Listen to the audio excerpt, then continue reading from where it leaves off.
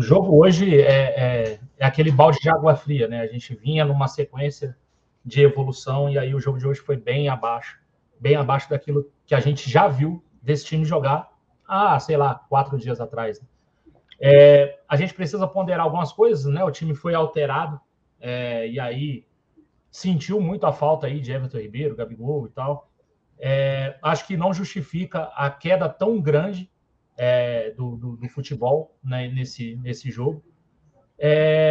O Flamengo teve o domínio, né? Se você pegar, eu acho que posse de bola a gente teve mais, a gente é um time mais presente no campo de ataque, na zona ofensiva, mas hoje a gente não criou nada, a gente não conseguiu criar uma oportunidade, uma bola que a gente falasse assim, putz, olha, quase a gente fez o gol, o goleiro fez uma defesaça, a bola foi na trave, alguma coisa nesse sentido. Hoje a gente não criou nada, e aí eu boto isso um pouco na conta dos jogadores e boto isso na conta do Paulo Souza também.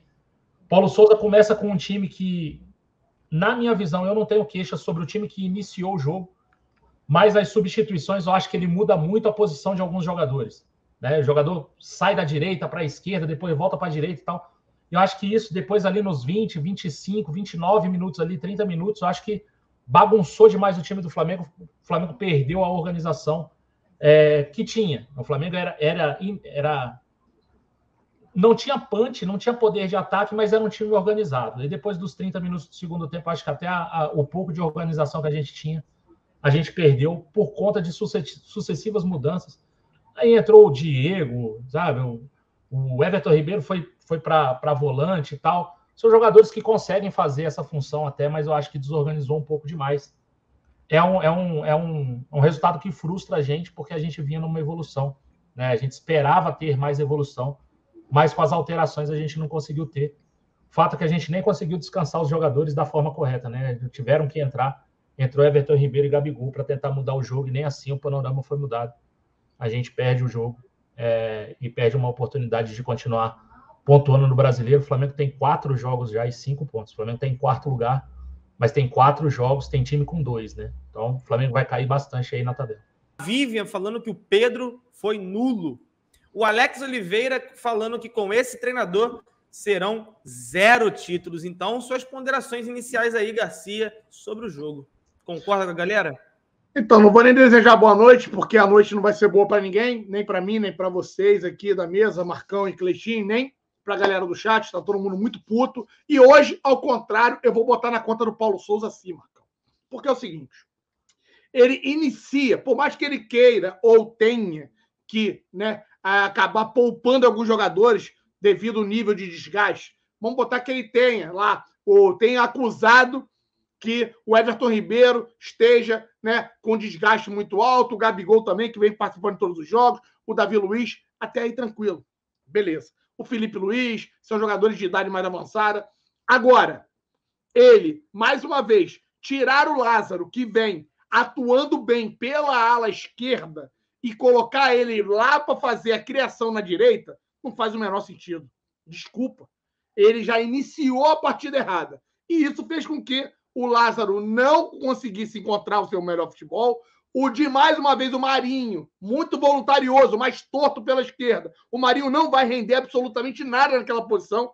E ele insistir nessa merda, tendo o Lázaro para poder jogar naquela posição, é erro sim do Paulo Souza. Tem que se cobrar sim o Paulo Souza. Por que dele ter feito isso? Alain, mas aos 18, 20, 24, 22, ele inverteu. E mesmo assim os caras não renderam. Só que aí o Flamengo já estava completamente perdido. Ele foi tentar corrigir uma merda que ele fez, na minha opinião. E, para piorar, o elenco todo abaixo. Muito erro de passe. O Thiago Maia, que vinha em viés de alta, que eu vim elogiando, errou tudo hoje. Errou passe pra caralho. Aí você pega o Ilharão, errando também. O Ilharão quase entrega um gol pro adversário. Quando ele sai uma bola, ele hesita e quando ele pensa em tocar, ele toca na perna do adversário. A gente quase toma um gol. Então, uma partida horrorosa. Alô, os Pedro Mania, os Pedro, né, sei lá, o fã-clube do senhor Pedro Queixada, não jogou porra nenhuma. Lá, mas ele teve 2 oportunidades, 2 chances de gol. Quantas o Gabigol cria? Quantas o Gabigol se desloca para dar a opção de receber em condição e também chutar e não fazer o gol como não fez? Então, na boa, um pouquinho menos aí com relação ao Pedro, né? A Vivi até mandou aí, vamos diminuir um pouquinho essas cobranças, essa berraria toda que tem, esse clamor para que o Pedro possa ser titular do Flamengo. Parece que o Pedro, né, é o maior jogador da galáxia, está jogando fino do futebol. Então, eu gosto demais do Pedro. Pedro é craque. O Pedro vai ajudar muito o Flamengo, mas não vive um bom momento. Então, vamos diminuir um pouquinho a pedida do Pedro.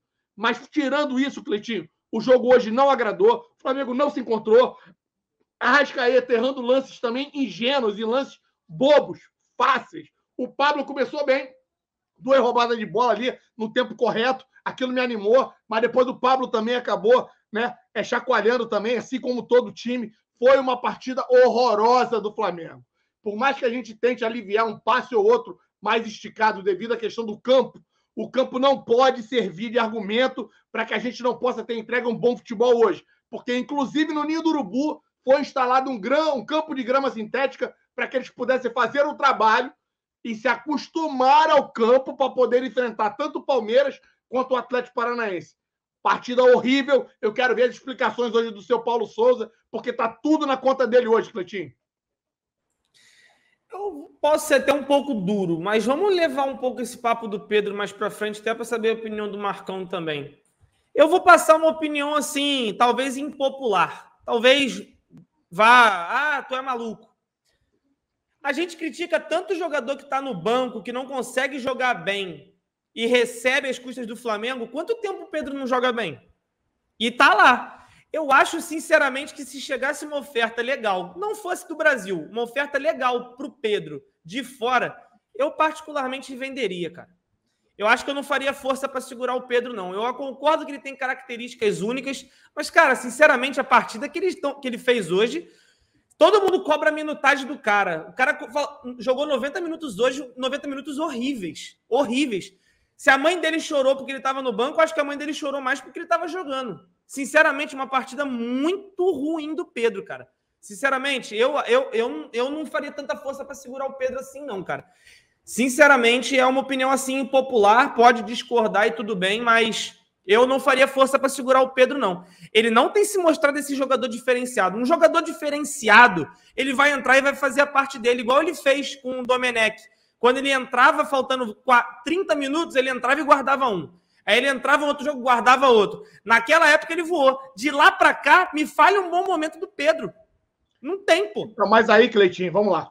O profissional passa por altos e baixos. O Pedro tá num viés de baixo, e aí é falta de confiança, pode ser falta de ritmo de partida, tudo isso pode atrapalhar. Isso não vai desqualificar o atleta. Que ele é um baita no jogador, é um puta do jogador, eu tenho a certeza, e todos nós temos.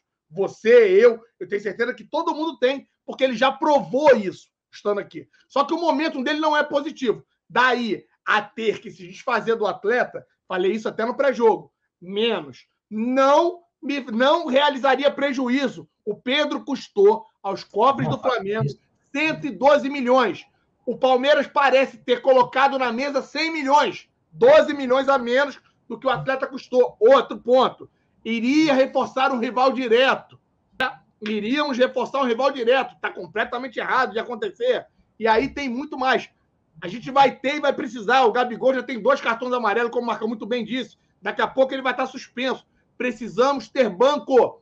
Na final do Mundial, os jogadores cansaram e nós perdemos lá, né? Talvez para o Liverpool, porque entrou a bosta lá do Tartaruga Ninja, que zuniu a bola lá no céu. Se fosse o Pedro, na época que ele estava bem, ele poderia ter guardado. Vamos ter um pouquinho de paciência. Eu só estou querendo que a galera pare de ter esse clamor todo, que o Pedro tem que jogar, porque o Pedro vai jogar. Tem que botar o Pedro, tem que botar o Pedro, tem que botar o Pedro, porque ele tem que fazer por merecer.